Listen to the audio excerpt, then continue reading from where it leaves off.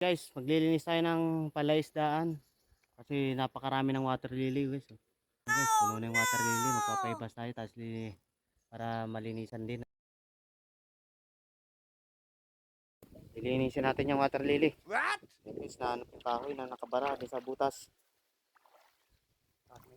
Yung ating utol na malupit.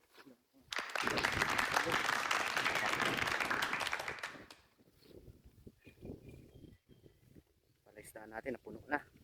Puno ng water lily. Nabubungan. Okay, let's go.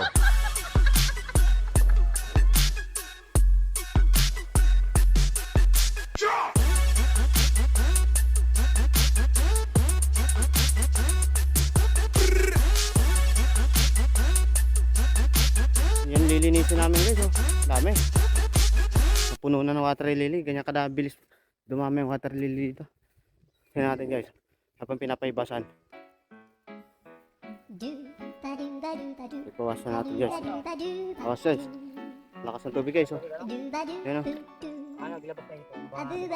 Para lagyan natin ng harang kasi baka biglang lumusot yung laman.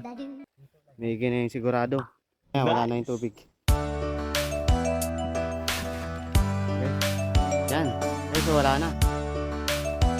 Malilinisan na natin. Yan guys, oh.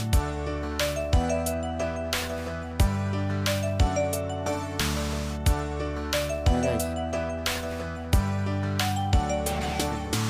Pag nasipag, oh, baka matibo ka.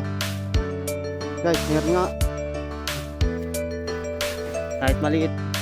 Guys, ayun guys, oh. Yun naman. Muntik na makatakas kung hindi natin narangan guys, oh. Yan, oh. Yan ang umuubos ang ating tilapia, kaya utay-utay natin kukunin. Yes, baka isang ano na tayo, isang killer ng tilapia, ng hito. Yan natin muna guys, yan. Tago natin.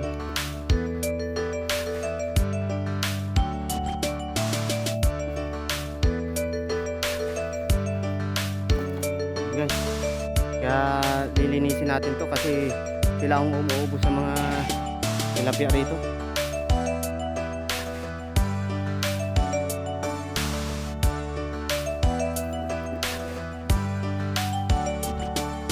Yun guys, meron pa din natitira.